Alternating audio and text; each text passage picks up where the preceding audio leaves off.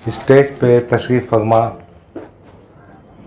शहर ज़िला सदर मोहतरम शारिक नक्शबंदी साहब, इमरान भाई, अब्दुल रहमान साहब, हमारे पप्पू भाई, हमारे दाऊद भाई, दस्तगीर भाई, रमीज़ भाई, विकास एटके साहब, वाजी जागीरदार साहब, हाँ, और हमारे निसार खादरी साहब, हमारे शब्बीर भाई, पठान साहब, मोइन भाई, हमारे मुजीब पटेल, हमारे हारून पटेल साहब, हारून भाई, तमाम जिम्मेदारान, तमाम दोस्तों और साथियों, मैं आप लोगों से जो बातचीत करना चाहता हूँ थोड़ा सा विस्तार के साथ, थोड़ा वजाहत के साथ करना चाहता हूँ। कुछ बातें आपको समझना होगा कि ये निज़ाम कैसा चलता है। डॉक्टर बाबा साहब अम्बेडकर ने कहा था, मुझे आज़ादी नहीं चाहिए। आज़ादी ऐसे सिस्टम में नहीं चाहिए जहां हमको दूसरे दर्जे का शहरी बना दिया जाए। आज़ादी इस सिस्टम में नहीं चाहिए कि जात पात और मनुस्मृति के बुनियाद पर कोई ऊंची जात और निचली जात हो जाए और निचली जात को जानवरों का सुलूक किया जाए। मैं उसमें इजाफा करते हुए कहना चाहता हूं, हमको ऐसी आज़ादी चाहिए जो भारत के संविधान का प्रीएम्बल का, कोई भी जब किताब लिखते ना उसका फर्स्ट पेज होता,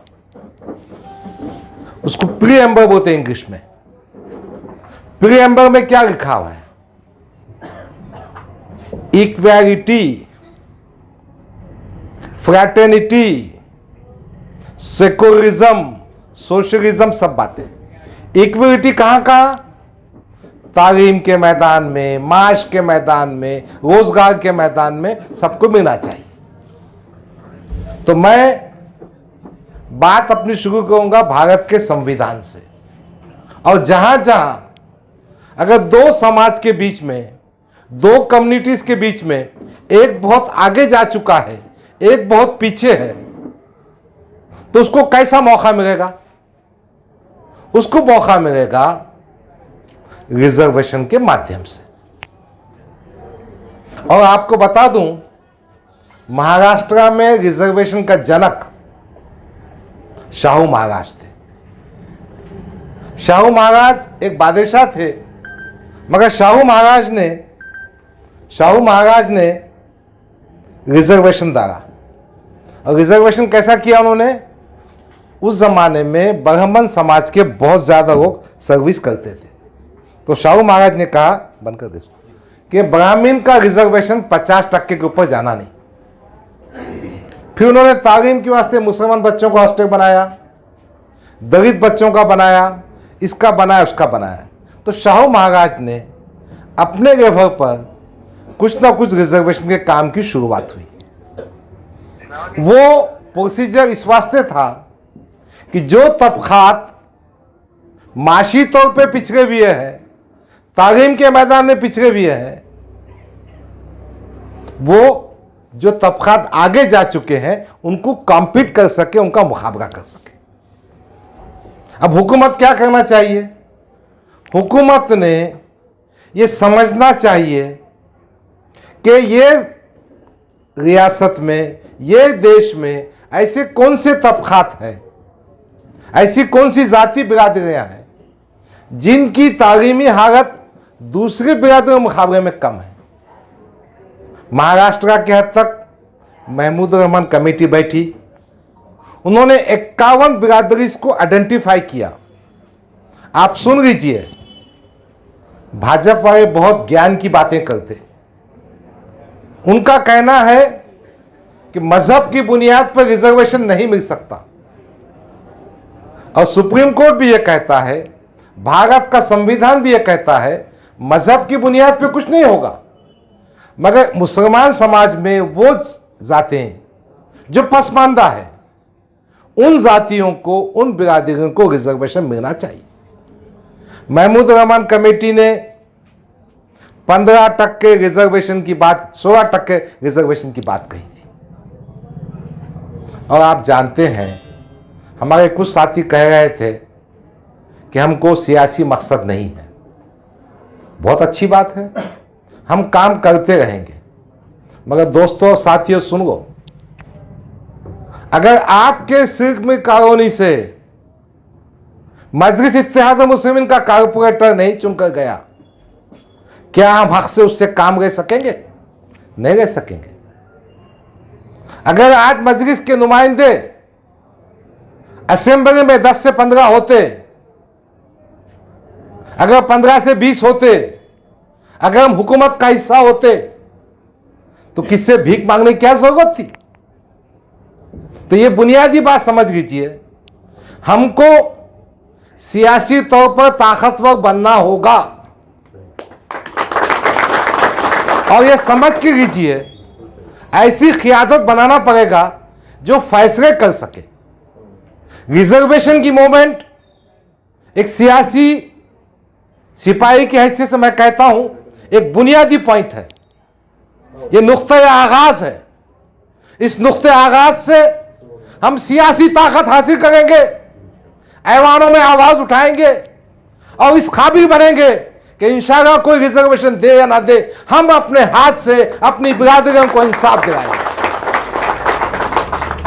इसीलिए यह माध्यम से मैं कहना चाहता हूं कि हमको अपनी क़ियादत को समझना होगा। बैरिस्टर असदुद्दीन अवैसी की क़ियादत को समझना होगा, इम्तियाज जलील की क़ियादत को समझना होगा, महाराष्ट्र के जिम्मेदारों की क़ियादत को समझना होगा। तो आप पहले समझ लीजिए कि मजलिस इत्तेहाद मुस्लिमीन उन कायदीन के ज़ेर इंतज़ाम है जिनके पास सोच बूझ है, और इसी सोच बूझ का नतीजा है कि आज हम रिजर्वेशन की बात कर रहे हैं। हुकूमत के जो वसाइल है, आपने देखा होगा, इतने 1000 कोटी का बजट, इतने लाख कोटी का बजट, उसके सिफर भी याद नहीं होगा बहुत से आदमियों को। तो उसमें यह पैसा कहां पे खर्च होता? आज भी एजुकेशन के नाम पर कई लाख कोटी का बजट खर्च होता है, हेल्थ के नाम पर कई लाख कोटी का बजट होता है। अगर आप हुकूमत में बैठेंगे, हुकूमत में रहेंगे, तो ये बजट खींच के अपने पास लाएंगे। अब देखो, कारपोरेशन में 5 हेल्थ सेंटर बनाने की बात हुई। नासिर सिद्दीकी के वार्ड में आया, वो अयूब जागीरदार के वार्ड में आया। ये हमारे कारपोरेटर्स ने 70-70 लाख के कामों को लाके एक हॉस्पिटल बनाया। मैं मेरे जेब से भी नहीं कर सकता, असद भी नहीं कर सकते, इम्तियाज भी नहीं कर सकता। हुकूमत के फंड्स को, हुकूमत के वसाइल को जनता तक पहुंचाना, ये जो जिम्मेदार कारपोरेटर हो, एमएलए हो, एमपी हो, वो ज़्यादा से ज़्यादा पहुंचाना चाहिए। रिजर्वेशन के पीछे मकसद ये है, हुकूमत की जो नौकरियां हैं, मैं कितनी नौकरी दे सकता? मैं एक ट्रस्ट का चेयरमैन हूं, मेरे पास तकरीबन 450 लोग काम करते हैं। इंजीनियरिंग कॉलेज है, बीएड है, कोई ग्रांटेड स्कूल है, कितने अपॉइंटमेंट कर सकता? मैंने मेरा हिसाब करके देखा, साल में 25 से 30 अपॉइंटमेंट मेरे पास होते। उससे क्या कौम का मसला हल हो सकता? अब इसी साहब के पास 2 मेडिकल कॉलेज, कई इंजीनियरिंग कॉलेज, कई फार्मेसी कॉलेज, कई बैंक, कई हॉस्पिटल्स है, कितने लोगों को अपॉइंटमेंट दे सकेंगे? हुकूमत बहुत बड़ी चीज होती है। मुझे अच्छी तरह से याद है, मैं बहुत छोटा था, ये गालिबन 89 की बात होगी। वीपी सिंह आए थे, आम खास मैदान पे भाषण किए थे डॉक्टर रफीक जकरिया के प्रचार में। उन्होंने कहा, शाने और देशाने पैसे वाले लोग इस मस्ती में रहते हैं कि मेरा खानदान, मेरे बच्चे, मैं महफूज हूं। मेरा एक बंगला औरंगाबाद में है, एक महाबलेश्वर में है, 5 प्लॉट वहां है, 5 प्लॉट यहाँ है, मेरे खुद के बच्चे अच्छी तालीम हासिल कर गए, वो उनका मसला है। गरीब लोगों को अपने क्या करने का है? चुनाव आएगा, 500 रुपये देंगे, वोट दे देंगे, 1000 रुपये के वोट दे देंगे। दोनों भी समाज को और अपने मुस्तकबिल को तबाह कर गए। वीपी सिंह ने क्या बोला था? उस वक्त प्राइम मिनिस्टर था, उसने कहा सियासत ही आपको मुकाम दिला सकती है। उसने एक सेंटेंस कहा था, अगर आपकी बस्ती में लाइट का एक पोल लगाना है, खंबा, उसके लिए आपको कारपोरेटर या नगर सेवक की जरूरत पड़ती है। वहां भी सियासत काम आती है। जो कारपोरेशन ने पानी की पाइपलाइन मुहैया करने का काम है, वहां भी सियासत की जरूरत पड़ती है। अब पगे गांव के वास्ते अपन परेशान है, नागे गांव के वास्ते परेशान है, हमारी बस्तियों में पानी नहीं आता, परेशान है, हम एजिटेशन करते, घेराव करते, मगर अगर हमारे कारपोरेटर आए, हम महानगर पालिका में सत्ता में बैठे, तो यकीनन कुछ तो काम कर सकेंगे। तो बगैर मैं कहना ये चाह रहा था कि रिजर्वेशन हुकूमत की पॉलिसी है, हुकूमत का फैसला है, और आज हम अपोजिशन में हैं, हम सत्ता में नहीं हैं। हम सत्ता में आएंगे तो यकीनन पहले काम करेंगे, मगर उससे पहले हम जो सत्ता में बैठे हुए हैं उनको उनकी जिम्मेदारियां याद दिलाना चाहते हैं। शाहिद नक्शबंदी ने सही कहा, जितनी भी सियासी पार्टियां, उनके पास काम करना मकसद नहीं है। अभी आपने देखा जो कृषि के कानून पास हुए थे, प्रधानमंत्री जी एक दिन सुबह सुबह 9 बजे आके मन की बात में बोले, मैं बहुत नम्रता से, खुले दिल से, प्रकाश की तरह जनता से माफ़ी मांगता हूँ, कानून वापस लेता हूँ। कोई खुला दिल सच्चा दिल नहीं है। मामला फट गया था। क्या क्या फट गई थी मैं नहीं बोलता। उत्तराखंड का चुनाव, यूपी का चुनाव, पंजाब का चुनाव, उनको दिख के आया कि अपनी खबर खुदने वाली है, हरियाली फुटने वाली है, आके कैंसिल कर दिया। और वो जो ऑर्डिनेंस निकाले थे कांग्रेस राष्ट्रवादी ने 2014 में, इलेक्शन का सामना था, मुसलमानों के वोट नहीं मिलेंगे, मराठों के वोट नहीं मिलेंगे, उसके लिए उन्होंने ऑर्डिनेंस लाया। तो आपको एक बात मैं साफ कहना चाहता हूं, अगर आपको इस समाज में रहना है तो आपको पहले ये आइडेंटिफाई करना पड़ेगा कि कौन सी सियासी जमात आपके लिए हक की बात करती है, यह फैसला आप कीजिए। कौन सी क़ियादत आपको इंसाफ दिला सकती है, कौन सी क़ियादत के पास वो फोरसाइट है, वो नजर है उनकी कि वो समाज को कैसा फायदा पहुंचा सकती है। तो मैं इस फंक्शन के माध्यम से कहना चाहता हूं कि मजलिस इत्तेहादुल मुस्लिमीन बैरिस्टर असदुद्दीन अवैसी की क़ियादत, महाराष्ट्र में इम्तियाज जलील की क़ियादत इस लायक है कि वो आपको इंसाफ दिला सकती, आपको आगे बढ़ा सकती। और आज का ये जो रिजर्वेशन की बात, शाहिद नक्शबंदी ने बहुत सही कहा, मतारेबाद के लिए लोगों ने जान की आहुति लगा दी। आपको मालूम है गुज्जर समाज ने क्या किया? एसटी के रिजर्वेशन के वास्ते राजस्थान में 110 गुज्जर समाज के लोग मारे गए। आज किसान आंदोलन 1 साल चला, 750 के लोग करीब शहीद हुए। मैं आपसे शहादत की बात नहीं कर रहा, मैं आपसे हथियार उठाने की बात नहीं कर रहा, मगर तैयारी रखिए।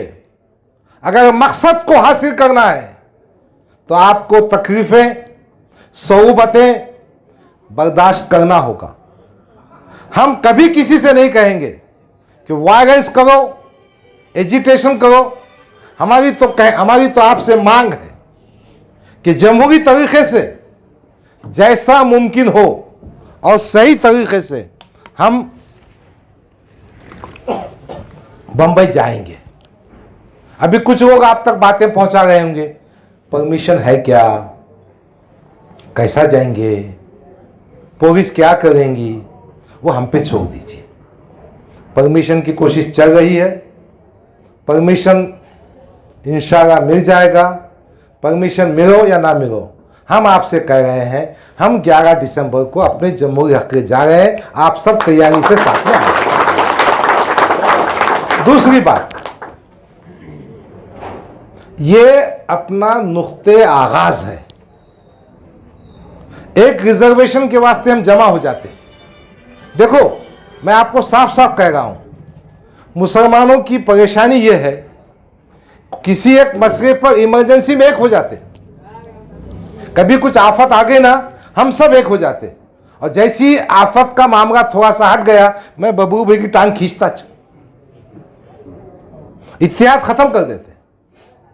तो मेरी आपसे गुजारिश है कि ये इत्तेहाद को मजबूती से कायम रखते हुए काम करना। एक रैली से, एक बंबई जाने से काम होने वाला नहीं है। आपको हर लम्हे, हर महाज पर, चाहे वो कॉरपोरेशन का हो, चाहे वो विधानसभा का हो, चाहे वो पार्लियामेंट का हो, अपनी सियासी जमात को मजबूत करना पड़ेगा, ताकत देना पड़ेगा कि वो बात कर सके। अभी बात हो गई थी मुस्लिम लीडरों की, उन्होंने हमारी आवाज नहीं उठाए। क्यों उठाएंगे भाई? तुम्हारा क्या दबाव है उन पे? अगर दुनिया उसी की बात सुनती है जिसमें दम होता है। भीख मांगने से, बेवा की तरह फरियाद करने से कुछ नहीं मिलता। आपको बताना होगा कि मिस्टर सो एंड सो, आप बोलते मुसलमान लीडर है ना, तो तुमने अगर हमारे वास्ते काम नहीं किया, हम तुमको घर भेज देंगे। वो मुस्लिम लीडर जो हमारे ऑटो पर चुनकर आते हैं, ऐसा आपका कहना है ना। उनका तो कहना है मुसलमान झक मार के हमको वोट देते, उनका तो कहना है हम पैसे लेके उनको वोट देते, उनका तो कहना है मुसलमानों की मजबूरी है। अब आप ये तय कीजिए, क्या आपकी मजबूरी, क्या उनकी मजबूरी? हर आदमी से पूछो जो दूसरी पार्टी में है और जो सत्ता में है कि मिस्टर, हमने आपको वोट क्यों देना, हमने आपको कायद क्यों मांगना, आप हमारे रिजर्वेशन की क्या बात कर रहे हैं? ये सवाल पूछना पड़ेगा। जब तक मेरे नौजवान, जब तक मेरे बुजुर्ग, मेरी माए बहनें उन कायदीन से नहीं पूछेंगे कि आपने हमारे वोट तो दिए, हमारा खदा किया क्या, वो पूछना पड़ेगा। और हम ये अधिकार आपको देते हैं, मजलिस का गिरेबान पकड़कर आप हमसे पूछ सकते हैं। शाहिद नक्शबंदी ने कहा, जिस किसी को हम टिकट देंगे, जिस किसी को हम कारपोरेटर बनाएंगे, जब तक गफ्फार खादी पार्टी में है, प्रदेश अध्यक्ष की कागुजार, मैं तो भाई दामन पकड़कर पूछूंगा और सख्ती भी करूंगा। क्यों? तो मैं नहीं चाहता कि जिन नौजवानों ने हम पे एतमाद किया, ये नौजवानों ने कितना एतमाद किया भाई, मुझे 80,000 वोट मिले, नासिर को 68,000 वोट मिले, खासदार साहब बम्बई दिल्ली पहुंचे। आपका हम पे भरोसा है, आपका हम पर एहसान है, और हम आपके साथ जुड़े भी रहेंगे। रिजर्वेशन की मूवमेंट तमाम जद्दोजहद का एक हिस्सा है। इसके बाद भी मजलिस इत्तेहाद मुस्लिमीन के एक जिम्मेदार के हैसियत से कहना चाहता हूं कि हम आपके सुख दुख में, आपके मसाइल में, आपके बाजू, आपके भाई और आपका बेटा बनकर हमेशा साथ में खड़े रहेंगे। हमको मिलजुल कर एक महाराष्ट्र में क़ियादत डेवलप करना है। हमको मिलजुल कर 25 से 30 एमएलए असेंबली में भेजना है। हमको मिलजुल कर कई खासदार पार्लियामेंट में भेजना है। और सबसे पहले यहां की महानगर पालिका में हमको मजलिस का परचम लहराना है। क्यों? तो एक मिशन है। मजलिस कोई खासदार का घर भरने की जगह नहीं, कोई आमदार का घर भरने की जगह नहीं, कोई कारपोरेटर को पुनर्वसन की गुंजाइश नहीं, कोई कारपोरेटर ने यह सोच के नहीं बैठना कि मैं मेरा घर भरूंगा, पैसे कमाऊंगा, नहीं। समाज को फायदा पहुंचाने के वास्ते, मुस्लिम समाज को आर्थिक तौर पर सक्षम करने के वास्ते, इनके मसाइल हल करने के वास्ते मजलिस मैदान में आई है। और मजलिस एक मिशन है, एक तहरीक है, एक नजरिया है। नजरिया यह है कि हम मुसलमानों को कहां कहां फायदा पहुंचा सकते हैं, मुसलमानों की आवाज कहां कहां उठा सकते हैं, मुसलमानों पे होने वाले जुल्म को कहां कहां रोक सकते हैं, और मुसलमानों में खुद एतमादी कैसा पैदा कर सकते हैं। बहरहाल आप मिलत इस्लामिया का एक अहम हिस्सा है। ये नौजवान हमारी ताकत है। आओ उठो, हम सब मिलजुल कर 11 दिसंबर को तमाम को बता देंगे कि मिलत इस्लामिया बैरिस्टर असदुद्दीन अवैसी की क़यादत में एकजुट है, एकजुट रहेगी, आवाज उठाएगी, रिजर्वेशन की रैली में जाएगी। हमको अपने सतह पर इतना काम करना है। 4-5 दिन बचे हैं, नियोजन कीजिए। जो साथी साहब इस्तेताअत है उन्होंने अपने साथियों को साथ में ले जाना चाहिए। पार्टी भी नियोजन कर रही है, मगर जब तक आपका इन्वॉल्वमेंट नहीं होगा कोई हासिल नहीं होगा। हम कितना भी चीख मारें और अगर आपका साथ नहीं मिला तो ना आपके मसले हल होंगे, ना हमारी बात में असर होगा। साहब 18 तारीख को यहाँ आए थे असद भाई। एक प्रेस रिपोर्टर ने पूछा, बैरिस्टर साहब आप मुसलमानों के रिजर्वेशन की बात कर रहे हैं, आपके पीछे कितने मुसलमान हैं? बैरिस्टर साहब ने जवाब दिया, मगर यकीनन ये बात सोचने की है। जो आदमी कौम का मसला उठा रहा है, जो कौम के लिए अपनी जान हथेली पर घूम रहा है, आप उसका कितना साथ देते हैं, ये आपका मुहासिबा होना चाहिए, आपका इंट्रोस्पेक्शन होना चाहिए। ये सवाल अगरचे कि चुपता हुआ था, इसमें हकीकत भी पोशीदा थी। मैं पूरी जिम्मेदारी से आपसे गुजारिश करना चाहता हूं, आपको इस सवाल का जवाब 11 दिसंबर को देना है। आपको ये बताना है कि बैरिस्टर असदुद्दीन अवैसी जो अपनी जान हथेली पे लेकर मिलत इस्लामिया के मसाइल की कोशिश कर रहे हैं, ये कौम भी उसी क़ुव्वत और ताकत के साथ उनके साथ खड़ी है। तो 11 दिसंबर की रैली में आपकी शिरकत एक इत्तेहाद का सबूत होगा, एक सियासी ताकत बनने का नुक्ते आगाज़ होगा, एक महाराष्ट्र में इनक़लाब का ज़रिया बनेगा। इन दबे कुचले समाजों में एक उम्मीद की किरण पैदा होगी और उस तारीख़ी काम का मुझे उम्मीद है ये नौजवान, ये बुज़ुर्ग, हमारी माएँ बहनें हिस्सा बनेंगे, साथ देंगे। यही गुजारिश करने आपके बीच हम आए थे। बहुत बहुत शुक्रिया। खुदा हाफिज़। अस्सलाम वालेकुम।